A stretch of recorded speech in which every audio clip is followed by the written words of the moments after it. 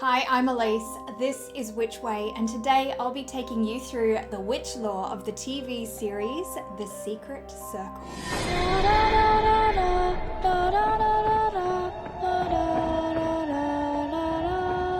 The Secret Circle ran for a total of 22 episodes from 2011 to 2012. It stars Britt Robertson as Cassie Blake, Phoebe Tonkin as Faye Chamberlain, Thomas Dekker as Adam Conant, Shelley Henning as Diane Mead, Jessica Parker Kennedy as Melissa Glaser, Chris Zilka as Jake Armstrong, and many more. 16 years ago, a circle of witches was destroyed and the survivors were stripped of their magic. Now, Cassie Blake, after the death of her mother, returns to her mother's hometown, joins a new secret circle, and uncovers her father's part in the events of the past, how it connects to her own magic, and joins the fight against the witch hunters who want to destroy witches and magic altogether. Bet you can't guess where these witches' history lies.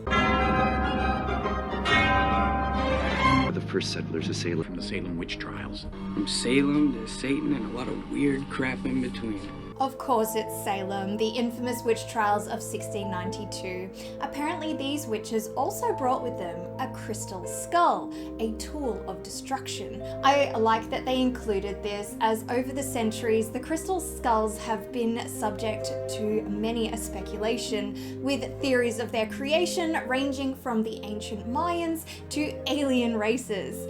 These skulls, believed to number 13, were rumoured to give their users many different abilities, including psychic or the power to destroy. Those at Salem apparently feared its powers, so divided it into separate pieces, and not long after, that is when the witch trials occurred. But the witch trials have a long history before Salem. About witches being massacred over the centuries. It's 200 years just known as the Burning Times. The witch trials reached their peak in the 16th and 17th century, and the term burning times was indeed used, and I believe it was coined by Gerald Gardner as a reference to this period. The people responsible for this in the series are, of course, witch hunters. A society, the Geticas. The Getica refers to a 6th century work which apparently accounts the history of the Gothic people, and one event in particular takes place, the expulsion of witches from their tribes. These witches were known as the Haliarunas. I liked this very subtle connection to witch hunters, but their motto isn't quite so. Thou shalt not suffer a witch to live. This line is from the King James Bible, and here we see it under an image of an apparent accused witch. This is actually a depiction from the Bloody Theatre and the burning of Anakin Hendricks, who was accused of heresy, not specifically witchcraft. Burning is the favoured method of these witch hunters, muting a witch's power with iron and salt. Both of these have folkloric connections with purification and the disruption of evil or magic. But the witches too have their own methods of turning against their own, a symbol, a bottle, and a tree. This symbol has quite an ironic name. Malleus Maleficarum, Hammer of the Witches. Of course, named after the infamous witch hunter's guide, the Malleus Maleficarum. The bottles connect with counteracting witches' magic. Called witch cruets, these brought to mind witch bottles, which were thought to protect against witches or evil magic. And finally, the tree. Elderberry. It's also known as the Death Tree. Elder Tree has folklore which connects it to either protecting against witches, or alternatively, witches would gather around the trees when they were fruiting. Cassie turns to the use of this tree after discovering she has dark magic. The book she researches this in has an engraving of Edward Kelly and the academic dictionary and encyclopedia description of black magic. She also finds her family tree, and on this we can see the 6th pentacle of the moon from the Key of Solomon. We also see pentacles of Saturn from this book in the background on this awesome conspiracy wall, and excerpts from this and the Lesser Key of Solomon in the Armstrong Book of Shadows.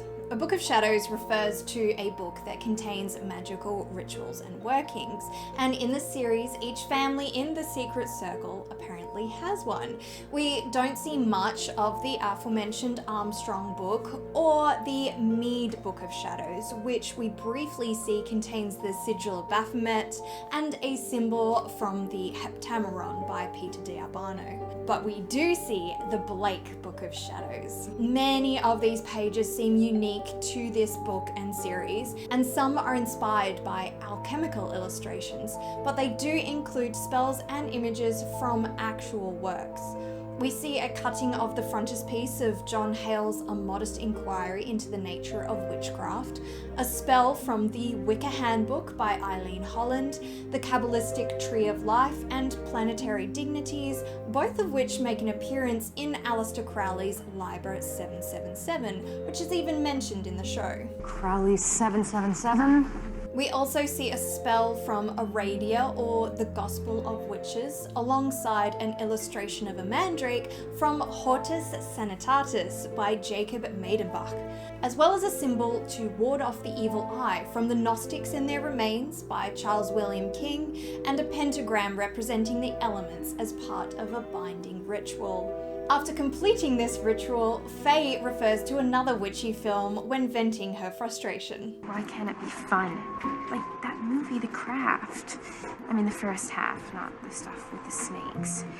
The part where we put spells on boys, change our hair color, and levitate. I did my very first Witch Lore review on The Craft, and you can check that one out later, but Faye seems to be a fan of witches in pop culture.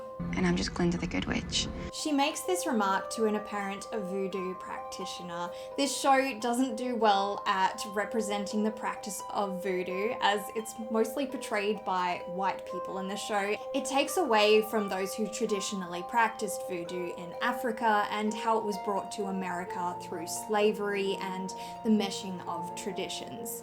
But Faye isn't the only one who is a fan of pop culture, as when Cassie is learning about the circle, she references another one.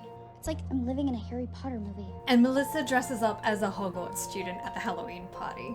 I have also looked into this one for one of my Witch Lore reviews, which was a lot of fun. Cassie and the Circle congregate in an abandoned house, which is also where they keep their spell components and research material.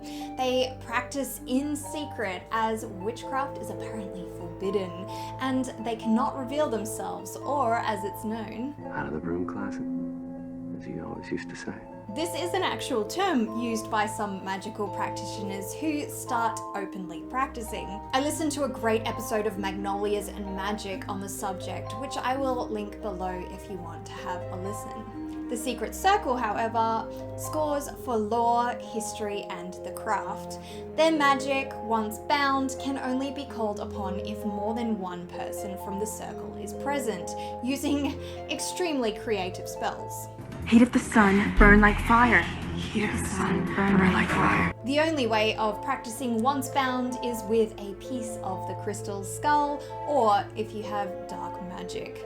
I really liked the amount of actual occult works that they included in the show, so I'm really interested to check out its source material.